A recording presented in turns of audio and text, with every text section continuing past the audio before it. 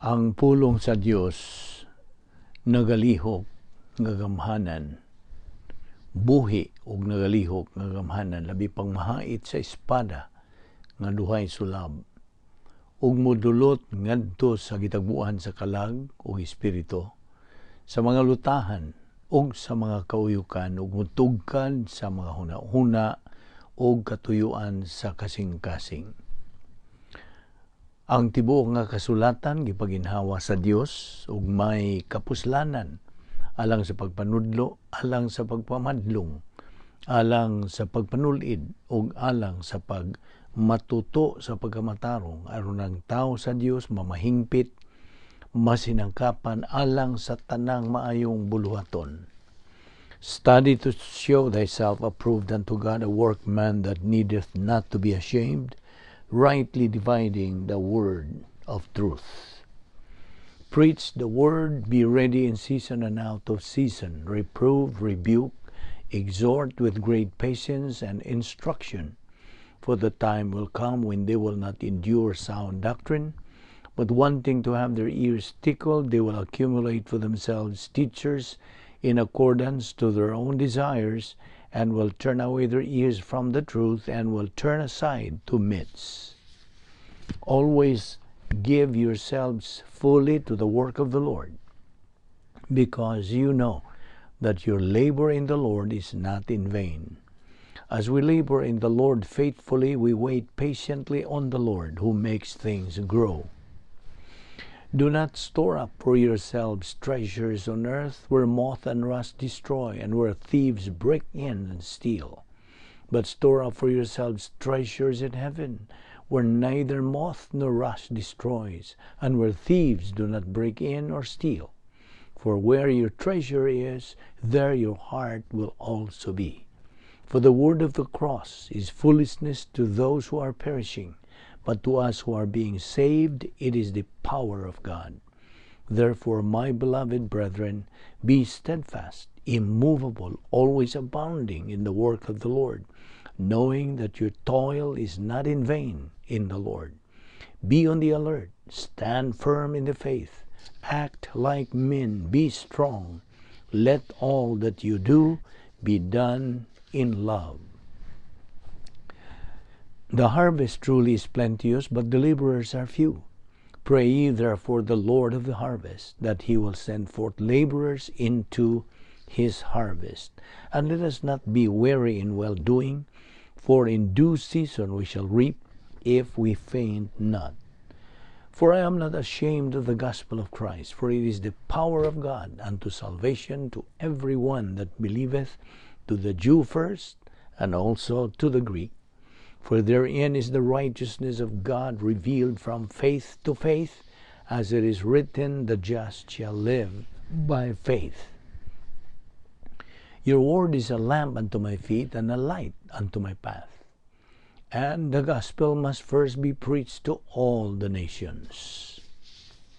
And my people who are called by my name humble themselves and pray, and seek my face, and turn from their wicked ways. Then I will hear from heaven, will forgive their sin, and will heal their land. My son, do not forget my teaching, but let your heart keep my commandments. For length of days and years of life and peace, they will add to you. How happy are those who hear the word of God and obey it.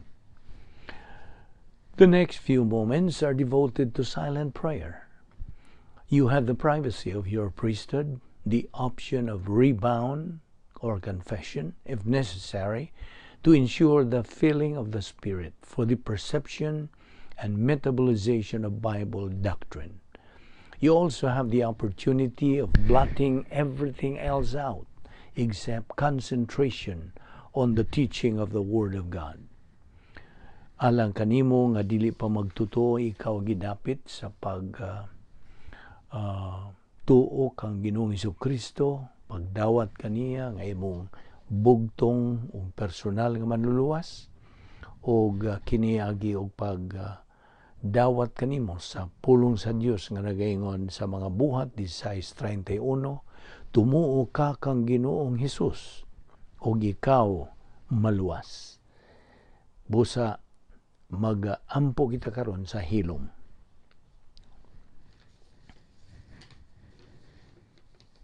Let us pray. Most gracious Heavenly Father, we thank Thee for the privilege of being sustained logistically in this, the devil's world, and for the privilege and the opportunity of fulfilling the most exciting and unusual plan of all human history.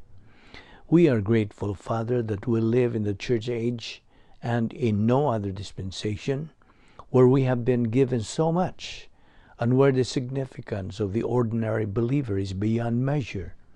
We now pray that God, the Holy Spirit, will challenge us regarding the things that we're going to study today, for we ask it in Christ's name.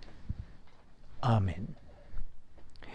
Mayong adlaw kaninyong tanan sa makausapan yan sa kita sa atong panag-uban, nining atong pagtuon sa pulong sa Dios, ubos sa Vic Balbido Evangelistic Ministry, o kini grasya nga giandam sa Dios alang kanatong mga magtotoo. So aniya kita karon adlaw, maayo ang atong panglawas. I hope you are okay karon, og we are alert with a clear mind, og gipabuhi pa kita sa Dios tungod lamang sa iyang kaluoy, gugma, kortesiya, o grasya. Dili kita takos niini. We don't deserve it. We don't earn it nor work for it. Kay kini grasya man. Okay, karon magapadayon kita sa paghisgot sa atong dugukan sa atong paghisgot nga giuluhan nato og the doctrine of double punishment. Taon-taon na nato kining tunan og daghan kaayo nga mga doktrina atong mapupo gikan ini. Okay. Now ato nang ginaingon sa miyaging panag-uban nato nga ang dili magtotoo lamang ang maposes, mapuy-an sa demonyo. Okay? Now honest tanan sa di pa mo hisgot bahin niya na pag-usab. Doon na ramong duha ka klaseng mga tao nining kalibutan na. Dili kay bayi o laki, kundili magtotoo o dili magtotoo. Believers and unbelievers. Now, duha ka klaseng mga tao. Doon na po duha ka klaseng mga di magtotoo. There are also two classes of unbelievers. Na ay unang hugpong nila ng mga di magtotoo, na ay mga hinimbahon, mayong tao, way kontra, o mga law-abiding citizen. So, kini sila gitawag og mga ascetic, okay? Nga mga Diyos nun, apan dili magtotoo. Okay? Mao kini ang unang hugpong sa mga di magtotoo. Karon adto tas mga ikaduhang laing klase sa mga dili magtotoo, unbelievers. Na apoy mga dili magtotoo nga mga badlungon, mga dili law-abiding, ang uban gani mga druggist, mga palainom, mga salawayon sa katalingban, mga kriminal ang uban, mo ni kaduhang klase mga di magtotoo. Kini silang duhang klase, mga dili magtotoo, unbelievers. So akong balikon, ang unang klaseng mga unbelievers, mao kadtong labihan sa pagkabuutan, mga hinimbahon, way kontra, mga mayuhon, mga law-abiding citizens, mga talahuron, o mga halangdon sa katilingban, pero dili sila magtotoo. Unbelievers. Okay? O ang ikaduhang klases, mga unbelievers, mao kadto mga badlungon, dili mga maayo sa ilang dungog sa katilingban, dili mga law-abiding, mga druggies, mga palainom, unsa pa dihang mga kriminal ang uban. So mo na ikaduhang klases mga unbelievers. Adto tas mga believers. Doon na po duha ka klaseng mga believers, mga magtotoo. Ang unang klase, mo kining mga winners. Okay, mga mananaog. Nga naman ni silang gitawag man nato mga mananaog. Well, mga mananaog ni sila kay human sila mo dawat sa kaluwasan, human sila nahimong nataw pag-usab o nahimong mga sakop sa rianong panimalay sa Dios o sila gihatagan og kinabuhing walay katapusan, mga believers ni sila. Okay? Apan nagpadayon sila gyud sa pagtuman sa mando sa Dios. Diha sa 2 Pedro 3:18 nga magatubo sila sa grasya ug sa kahibalo kang Ginoong Hesukristo. So, they are growing og nakakabot ng uban sa spiritual ng paghamtong, spiritual maturity. So, mao ni sila ang mga mananaog, mga winner believers. Aridas laing klase.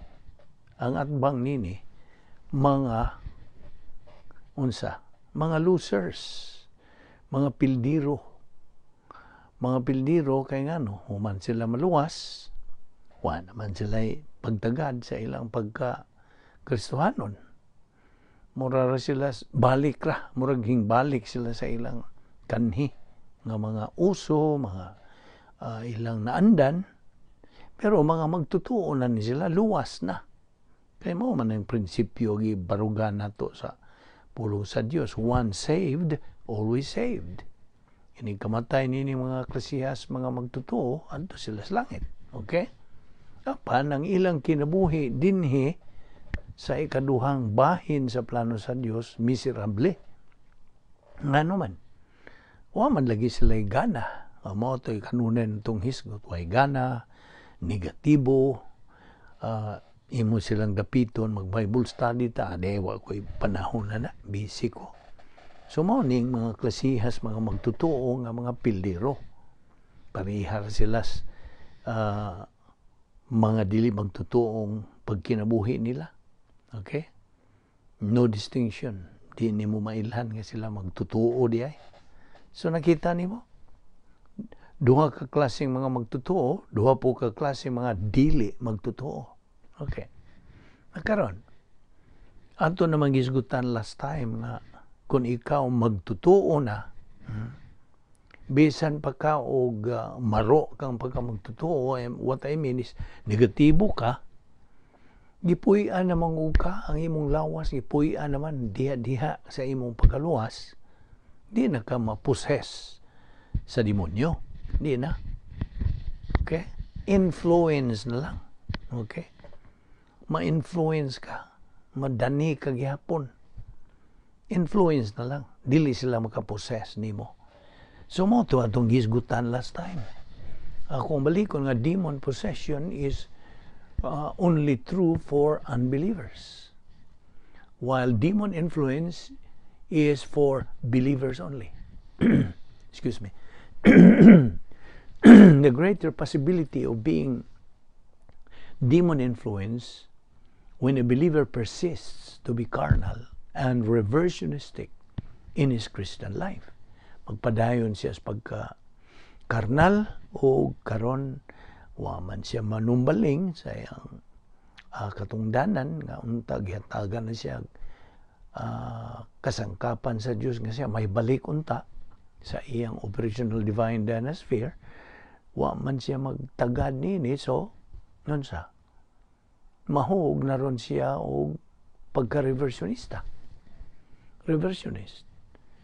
So, kung malikon tong statement, the greater possibility of being demon influence is when a believer persists to be carnal and reversionistic sa iyang Kristohanong pagkinabuhi. So alang kanimo nga dili magtotoo unsa imong buhaton to be able to avoid being demon possessed. Unang lakang imong buhaton mao ang pagunsa, pagdawat kang Ginoo Jesucristo, pagtuo kang Ginoo Jesucristo ingon nga imong manduluwas. Ug alang kanimo magtotoo, for you believer, alang kanato mga magtotoo, to avoid demon influence, ayaw gyud kalimot sa pagpuyo so diha sa imong dapit nga may gahom sa Dios. Operational divine dynasphere as always sa tanang higayon. Grow in grace and in the knowledge of our Lord and Savior Jesus Christ. 2 Peter 3:18. O gawas pa niya na maintain humility. Pagkamalahotayon, pagpadayon sa imong pagkamapaubsanon, sod sa divine dynasphere o sa imong paggamit usab sa napulo kakasulbaran sa mga suliran nga iyang gihatag o gisangkap sa Dios kanato. God's 10 problem-solving devices. Always use your right senses in your Christian life. Excuse me. So, kanunaya gyud gamit ang husto nimong pangisip sa imong kinabuhing Kristohanon.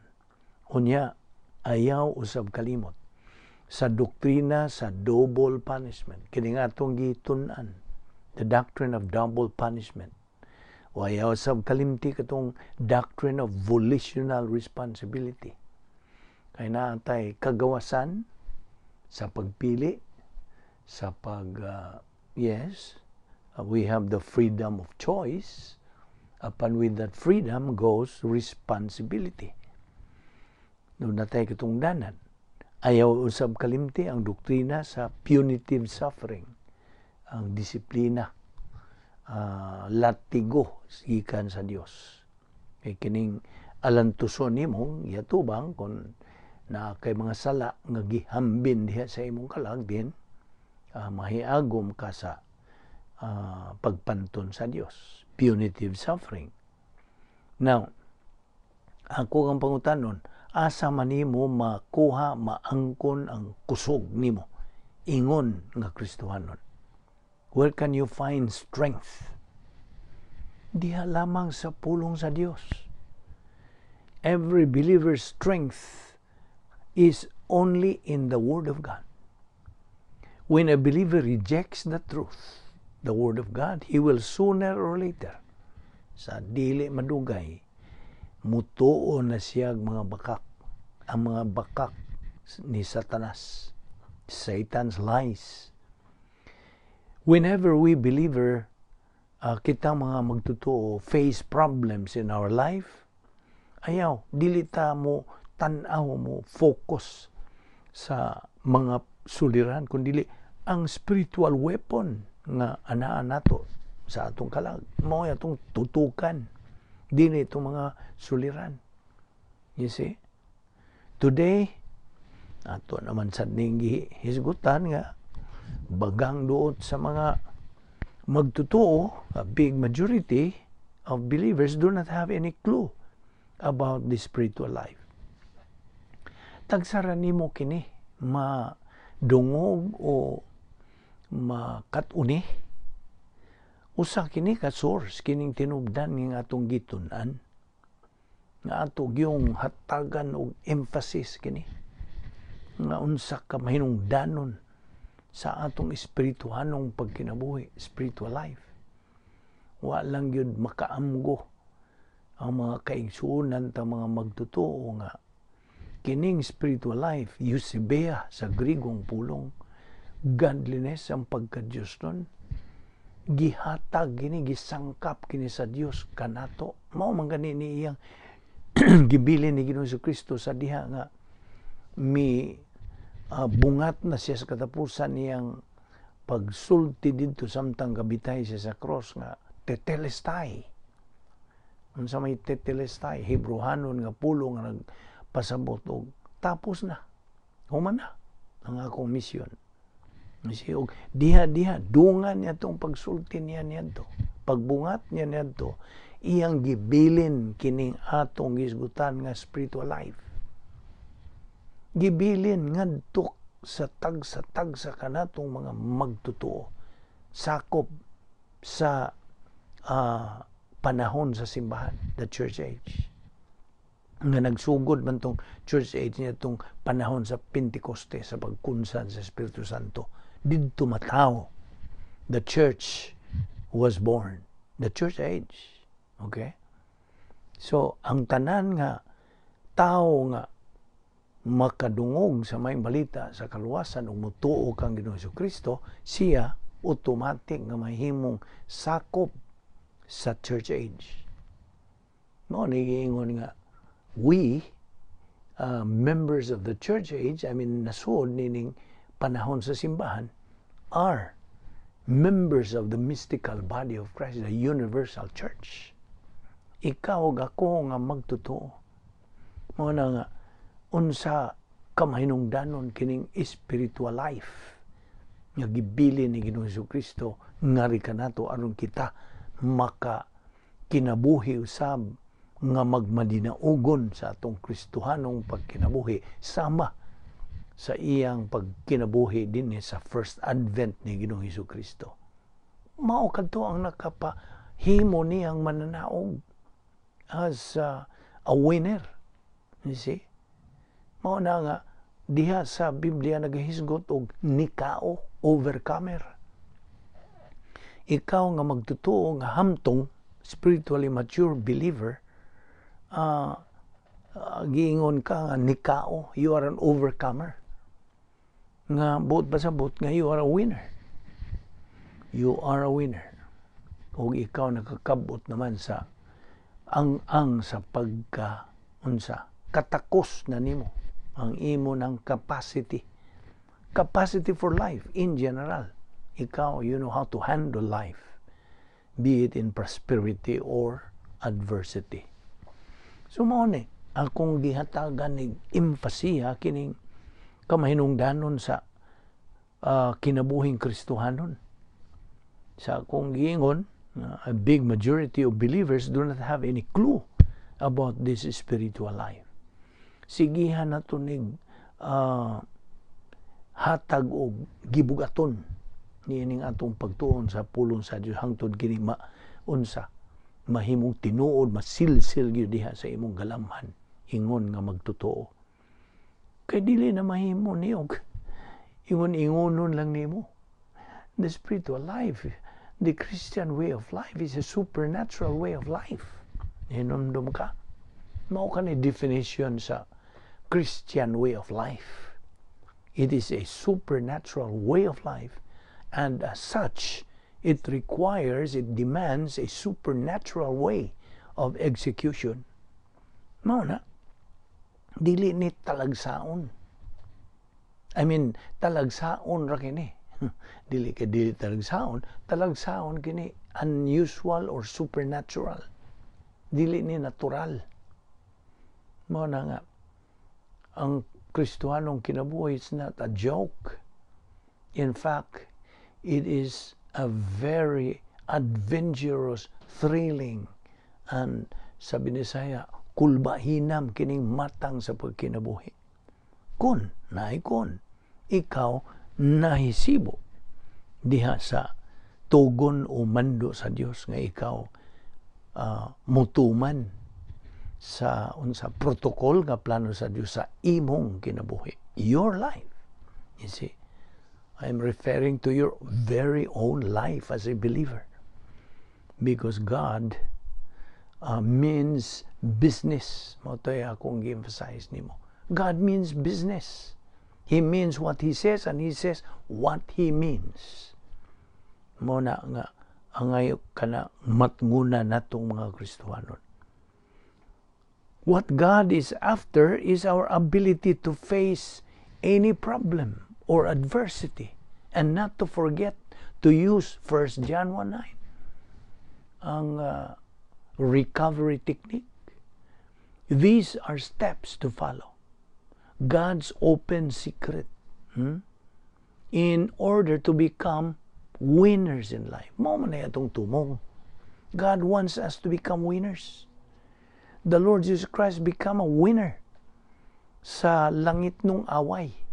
Of course. Satan has no bout o woman say round. You see? Mao po na ang gitugon ni Ginoong Jesucristo kanato gibilin kining godliness kining eusebia, spiritual life nga atong kinabuhion.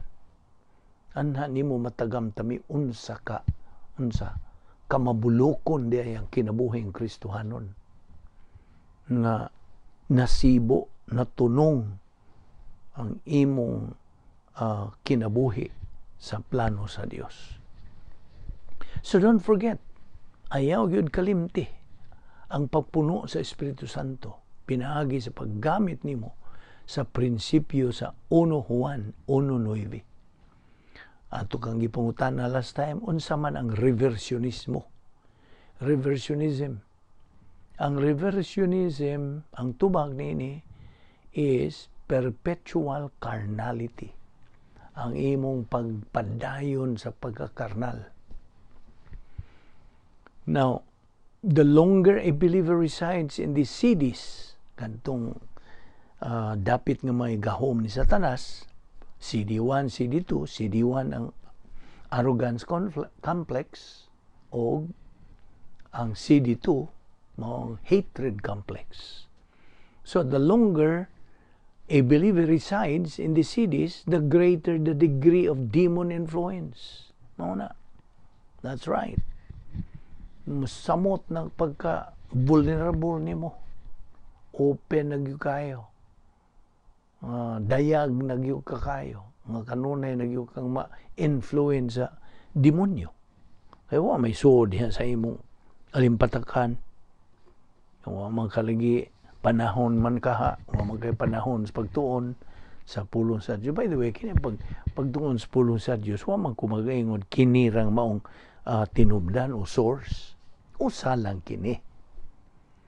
May daghang mga simbahan diha nga diin ang mga pastor magtutudlo makugihon gyud, matinumanon gyud sa pagtuon, pagtudlo sa pulong sa Dios. Ilang gipakaon gyud gibutang sa sibsibanan kay kitang mga magtutuo gitandi mangud ta sa mga karnero na pulong sa Dios. We are likened to sheep, and the Lord Jesus Christ is the shepherd. Ang gitugyanan ni Ginoong Jesucristo nga shepherd mo ang mga pastor magtutudlo nga may gana sa pagtudlo. I mean gasa, na sila gasa, the gift of spiritual gift of pastor teacher. So mao ni sila gidiligahan, gitugyanan. Ug sila nagmakugihon na kung imong pangitaon no bitaw nang naipulong sa Dios niya. Seek and you will find, knock and it shall be open. And if you really seek, you will find. Unsang gisulti sa Jeremiah 29:13, kung naa kay Biblia diha, ablihi. Jeremias Kapitulo 29, versikulo 13, ang nagaingon. Ang sense niya ng maong versikulo, nagaingon, nga unsa, you will seek me and find me if you will seek me with all of your heart. Ang pasabot niya na, if you truly seek me, you will find me. Na di man mamakak ang Diyos, iya man ang pulong. Ang pasabot sa Binisaya, kung imo gyud kong pangitaon, ikaplagan rabag gyud ko nimo. Ang pasabot ng nimo, ang iyang pulong. Kaya ang iyang pulong, mao man ang Diyos. You cannot separate the two. You cannot separate the living word from the written word. They are one and the same. Mao bitaw ng prinsipyo na gaingon nga, what your attitude towards the Word of God is your attitude towards God. You know what I mean? Kung unsay imong pagtagad sa pulong sa Dios, mao na imong tinagdan sa Dios. Mao na. Kay daghan sa mga tao karon pangutan-on nimo, gigugma ba nimo ang Dios? Wa pa ka mahumas pangutana iyong ugod. Ngano man? Natural naman na. Kinsa may di mahigugma ang Dios. Higugma na ako ang Dios. Nagkaroon ng sundan dahil mong pangutana. Gihigugma ba nimo ang iyang pulong? Gatuon ka ba siyang pulong? Namo na. Diha ang daog kay mo yung kasagaran nila. Awa ko'y panahon na naunsaon naman na. Again, the principle stands. What your attitude towards the Word of God is your attitude towards God. Matay mahimo niya na. Prinsipyo ka na sa pulong sa Dios. So, atong hinumduman gyapon kadtong 8 stages of reversionism. 8 kini ka ang ingnon na lang itong ang stages. 8 ka ang sa reversionismo. Primero, reaction, distraction. Ikaduha, frantic search for happiness. Ikatulo, operation boomerang. Ikaupat, emotional revolt of the soul. Moribildi. Ikalima, negative volition towards the truth. Ikaunom, blackout of the soul. Ikawalo, scar tissue of the soul. Nanay uwat. Ugang ikawalo, reverse process reversionism. Tanan nangabali na. Nangabali. Dili bali. Nangabali. Nangabali na tanan. See? Reverse naman. So, mao na ang 8 stages of reversionism nga agian sa usa ka magtutuo nga negatibo. Way gana, way interes, way tinguha, way kaikag, way panahon. Na mao na nay ending dihan dapita, way panahon. Busy ko, wa ko'y panahon ana. Na mao na. Mahug kanining 8 stages of reversionism. It's a matter of choice. Balikon gina nato kanon na atong subli-o na nga it's a matter of choice. Na kay kabubuton gamita ka na apan ikaw ray manubag sa tanan nga mga desisyon nga imong himuon. So, a reversionistic believer's life cannot be distinguished, dili mailhan, from that of an unbeliever. Nagkinabuhi lang yun siya sama sa mga di magtotoo. Through perpetual carnality, sins that never the same are not the same. Sins that were the same are not the same because that believer grieves the Holy Spirit and quenches the Holy Spirit. Iyang gisakit o iyang gipawong ang Espiritu Santo. Mao na'y mahitabo sa kinabuhi sa usa ka magtotoo nga unsa nagpatuyang na lang sa paglunang sa kasalanan. Nga tuwa na siya sa kampo ni Satanas. Ang buti pa sabot, dili mowa ang iyang kaluwasan, kundi siya tungod kay na influence na siya ni Satanas o mga demonyo. You see? Okay, ang atong gihisgutan usab last time may tungod ni gisulti ni Apostol Pablo nga in the last days. Unsay but pasabot nantong in the last days? Now, karon, when the church age began, nagsugod ang panahon sa simbahan nitong Pentecostes. Karon, niya ta mahisakop nining age of the church. So, the last days means the church age. Mo ni, last days. Difficult times in the last days means, unsay bud pasabot, a believer in the church age who disregards everything that God provides a church age believer. Okay? Mao ni difficult times in the last days. Kining nagpanghitabo karong panahon na. Nga kasagaran ingnon nato bagang duot sa mga magtotoo. They just disregard everything that God provides them. When a believer uses God's grace provision, namo na, diferensya na diha. His life is fine and easy. But if he disregards them, ang iyang kinabuhi is difficult. That's difficult time. Mo ni but pasabot. Difficult time. Unsa man ning mga sala nga wa i-rebound, wa i-kumpisal. Unsa may sangkuan ini. Sins unrebounded will turn to SUD. Sin unto death. Wa man niya i-kumpisal o isugid. Wa niya i-homologeo. Mo kanay original nga Grigo nga pulong, homologeo. This indicates that sins are not the same.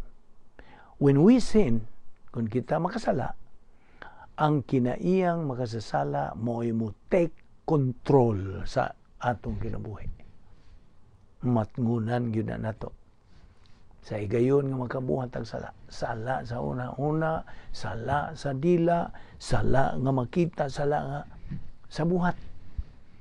Bisag unsa niya ng mga sala nga mohimo ta mahug ta sa na mga tentasyon, kaya ang tentasyon di man sala, ang pagsugot ng nimo sa tentasyon mo ay mahimong sala. Pag ingon nato oo, sugot ta sa tentasyon, then automatic ang kinaiyang makasasala mo take control sa atong kinabuhi. You see? Napaong na nato ang Espiritu Santo, di na makalihok. Nga maora ba gyud untay atong power, ang gahom sa Espiritu Santo. Mao nang karon natong giingon, a believer needs to be spirit-filled. Mo na. Manibot pasabot. Nga ginamhan kita sa Espiritu Santo. Just imagine, ang Diyos mo gahom na to. In anything that we do, in anything that we think, mabitaw ng inig adto na nato sa langit.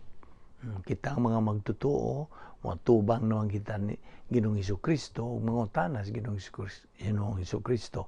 Nining pitsaha, unsa man ang imong gihuna-huna. Unsa may imong gihuna-huna. Nining pitsaha. Naibaw ra ba ang Dios? Pero iya lang nang gipangutana. Unsa man ang imong gibuhat niya ng pitsaha. Ang una, ang imong ginahuna. Kay human nimo huna-una ang usa ka butang, mahug man sa pagbuhat. Gusto? Okay. Unya katulong pangutana, mao nga. Niining pitsaha, diin man ka. You were supposed to be. You see? What in that particular date, what have you thought? Unsa may diha sa imong una-una. Ikaduha, yan ang pitsaha, unsa may imong gibuhat. Ug ang ikatulo, ining pitsaha, diin ka man nga angay unta ka niyan ang dapita. Okay? What think ye? Unsa imong ginahuna, ining pitsaha. You are supposed to think the mind of Christ. Gusto? Ikaduha, unsa may imong gibuhat ni nga adlaw. Mo na nay operational or functional ang pangutana sa Dios. O nga ikatulo, where was you on this particular date? Nga you were supposed to be inside the divine dynasty. Mo ni ang atong kinahanglan nga isilsil kini samtang niya pagkita sa ikaduhang bahin sa plano sa Dios. So, sa 1 John 5:17, mulukso ta sa verse 18, we know that he who is born of God, born again, cannot sin. But he who was born of God keeps him. Ang keep diha, tireo, it's in you, but guards him, the Lord Jesus Christ. We believers are sanctified at the point of salvation. Unsa man ang matang sa sanctification? Positional. Kaya tuluman ka klase laging sanctification, pagbalaan. Una, positional. Kung ato ang gihatagan og ehemplo niini nga pananglitan imong sagulan ng usa ka usa ka gatas o basong gatas, okay, usa ka baso nga gatas, sagulan nimo na og asukal na makita pa ba nimo nga asukal inig sagol na nimo niya na we cannot see the sugar anymore, di ba? Og naapoy nakitay piece of paper ug ako kanang i-insert sa usa ka libro ug akong sirhan ka ng libro, okay, I'll close the book, we cannot see the piece of paper anymore. You see? Positional. Yun itong higayon nga mong gituuhan si Ginoong Kristo, maunay atong gitandi ninis positional sanctification. Posisyon nimo, kahimtang nimo. Nga di ka na kanang makita. Ang makita na sa Dios si Ginoong Kristo. You see? Because you are already identified na ila ka na kang Ginoong Kristo. Ang libro ray makita, dili na itong gi-insert. Natulad na gitandi diha nga ikaw gi-insert. Mautoy imong posisyon. Ang makita sa Diyos mo sa Ginoong Kristo. You are identified with Christ. Mao ni positional sanctification. Sa giingon nato nga retroactive and current. Retroactive. Murabag nahitabuon sa nahitabuon ni Ginoong Kristo, kita mo salmot. You see? O karon nga current, karong panahon na, right now, current, mo ni nga itong kahimtang nga kita na ilhan na identified ni Ginoong Kristo. Ang ikaduha mo ang experiential. Experiential ang ato ng kasinatian sa ato adlaw-adlaw pagkinabuhi ingon nga mga Kristohanon, nga mga anak sa Dios. Mao ni experiential. Human sa atong kinabuhi dinhi sa kalibutan, kitang tanan na may kinutuban, okay? Moingon man ang Dios nga human na. Okay. It's a life for your life. Your Christian life is over. Din hirakutob. Okay? God's timing is what? Perfect. Hingpit kayo ang timing sa Dios. He has His perfect timing. Perfect timing to take you home. Mao na nga why na prinsipyo diha nga why kina maayuhang doktor nga pananitan masakiton ng usa ka tao. Why kinamaayuhang doktor sa tibuok kalibutan ang paayo niya kung mao na iyang panahon. Okay? Unya mao na nga ang atong kinabuhi mubo ra gyud. Life is too short. My fellow believer, too short. Tingali magkinabuhi ka dinhi moabot kag 90, 100 ibutang ta. Apan how is that compared to eternity? You see? Mao nang tutukan nato. So okay, nahuman ang atong kinabuhi, inig kahuman, then kuhaon ta sa Dios, adto na ta sa ultimate sanctification. Ultimate sanctification ang ikatulo. So akong balikon, positional sanctification, yan itong higayon nga mong gituuhan sa Ginoong Kristo at the point of salvation. Sunod, experiential sanctification sa imo ng kasinatian sa pagkinabuhi din sa kalibutan.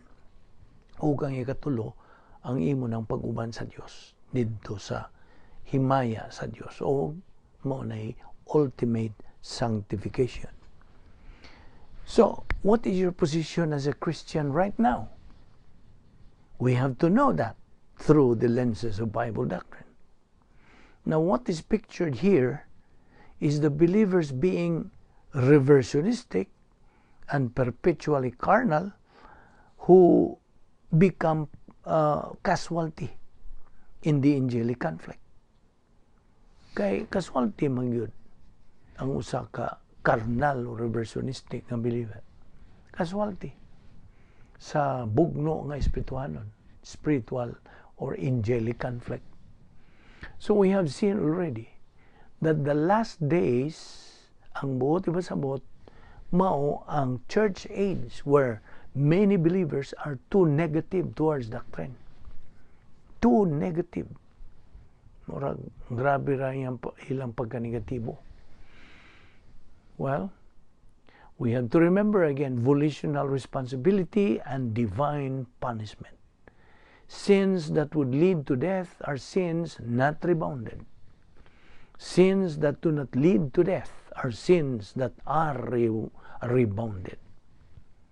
Believers can live the spiritual life only, underline that, only through the spiritual way of executing it. Believers cannot live the spiritual life through the human way of executing it. Dili mahimo sa tinawhanon nga paagi. Believers can live and learn or learn and live. Pili tanini. Duha tay kapilian. Mahimo nga magkinabuhi ta unya katunan. Or katunan una mo kinabuhi. Unsa may husto. Unsa may husto nining duha.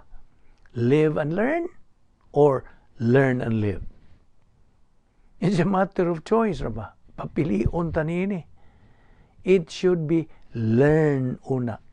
Katunan una kinabuhiya. Learn and live. Not live and learn. Kasabot ka ba? So, ang husto is to learn and then live. Dili itong live una and then katuni. Again, it's a matter of choice.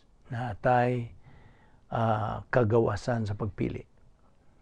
So, again, may I ask you, what is your position as a Christian right now? Okay, let us review. At the point of salvation, niyan tong higayon nga ikaw naluwas.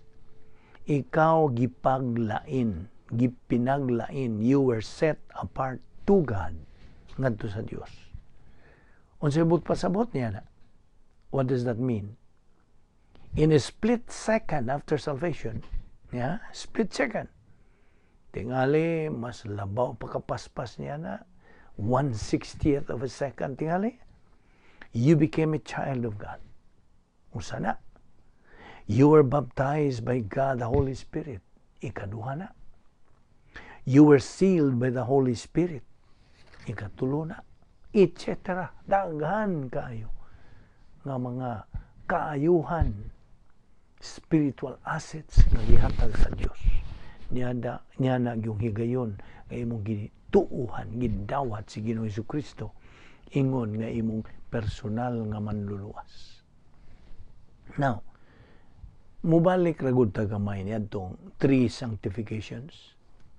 3 kinds of sanctifications: positional, experiential, and what's the third? Ultimate. Now, ang positional, the means of eternal security.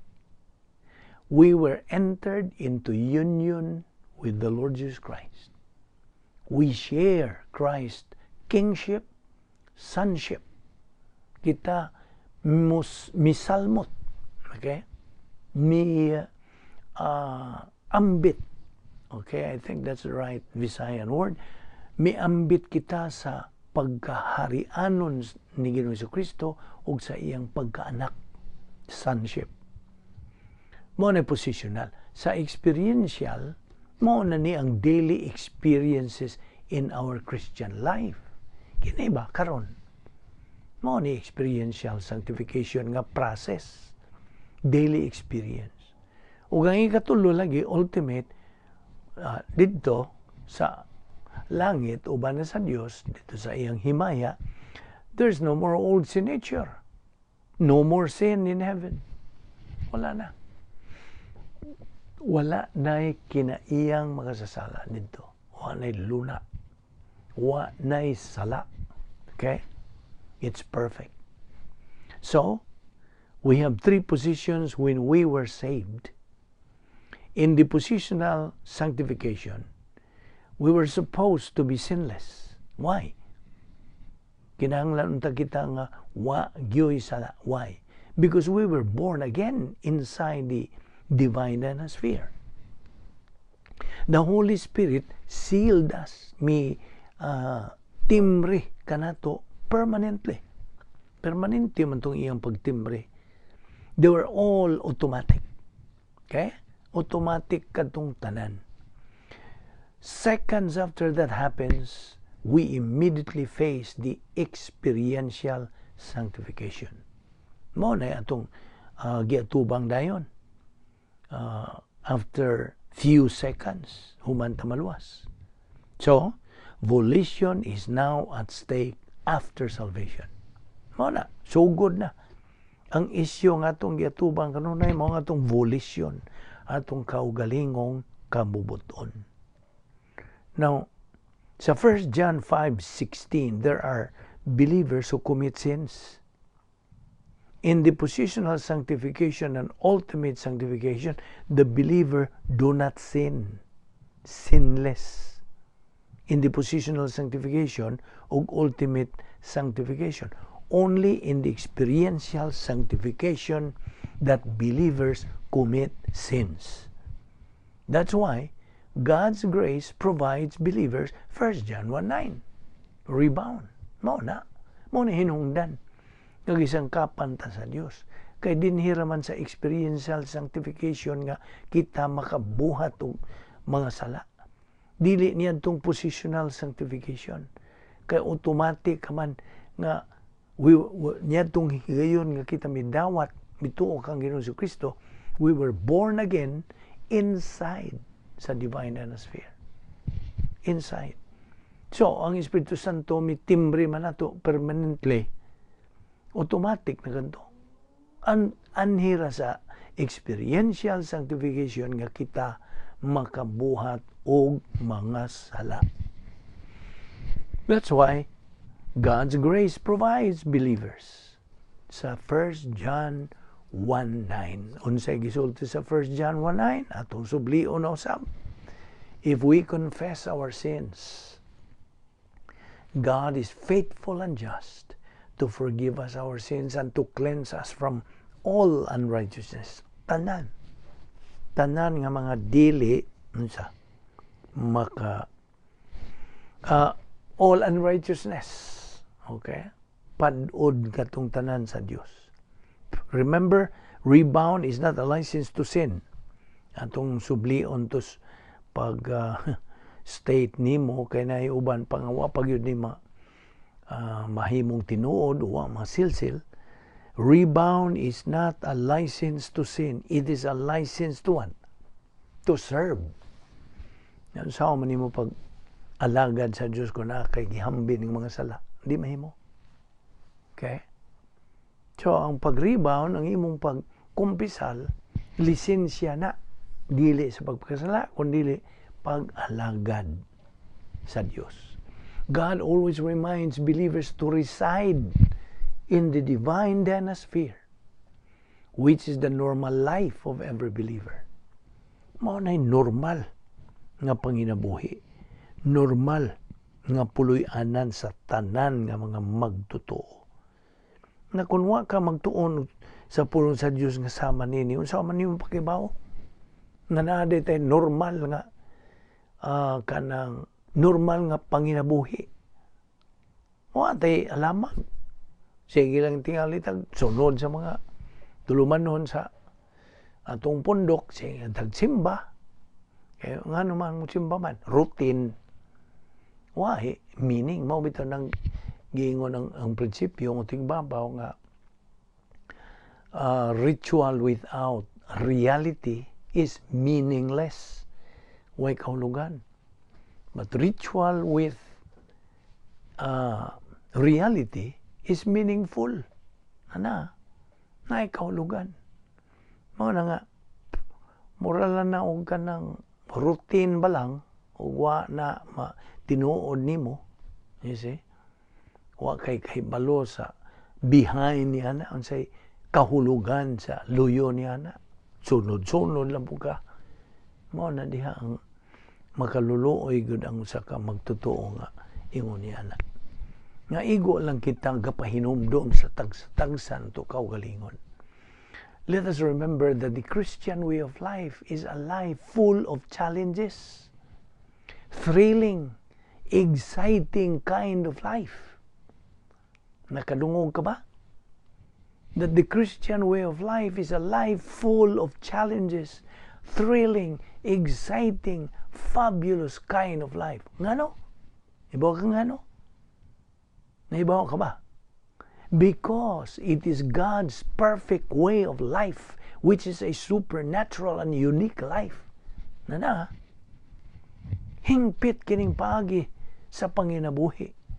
Kay iya kini sa Dios. And apart from that kind of life, there is unhappiness, there is misery, there is disorientation, and there is confusion in life. Kung balikon, gawas ni ining paagi sa Dios nga panginabuhi sa usa ka Kristohanon, wa gyoy kalipay, puro sa gyud pagka makaluluoy, disorientation, confusion, nagkaguliyang ang iyang panginabuhi. Atong timan-an gini. So, every time believers are out of line, wa matunong sa plano sa Dios, meaning they become carnal and reversionistic, unsay buhaton sa Dios kanila? God punishes them. But why are believers being punished? Mangutana ka. Believers are punished for disobeying and dishonoring the Lord through unsa? Pagpakasala. It is not sin itself. Let us clarify this again. You are disciplined because you have sinned. You are not disciplined because of your sin. Balikon ako ito. Kanawa, tingali ka sa passing. You are disciplined because you have sinned. You are not disciplined because of your sin. Why? Because all of your personal sins were already what? Judged at the cross. Correct? Namo na. I hope na klaro nimo ka na. I hope you understand this line of thought, this point of doctrine. So to be sure you understand this point clearly, aron masiguro gyud nga imong nasabtan, you as a believer is punished because you have sinned. You have committed personal sins through the decision of your volition to what? To sin. Basta? Imo magitong tinuyo amo nagiingon sa mga katiguangan. Tinuyuan sa buot. Di magyugo kalimot niya ng panultihon na sa mga katiguangan sa akong mga ginikanan. Mao ginay kanunay nilang mabungat niya. Tinuyuan sa buot. Tinuyuan gyud sa atong kawabuton. You see? Now you are being punished for committing those sins. Again, you are not being punished for your sins. Again, why? Because all of your sins have already been judged on the cross. Sabot? So therefore, we are being punished for grieving and quenching the Holy Spirit. Again, why magtotoo ang disiplinahon, ang kastiguhon, tungod sa iyang personal nga mga sala? For they were all judged, gihukma na didto sa cross, pinaagi sa pagpakamatay ni Ginoong Jesucristo.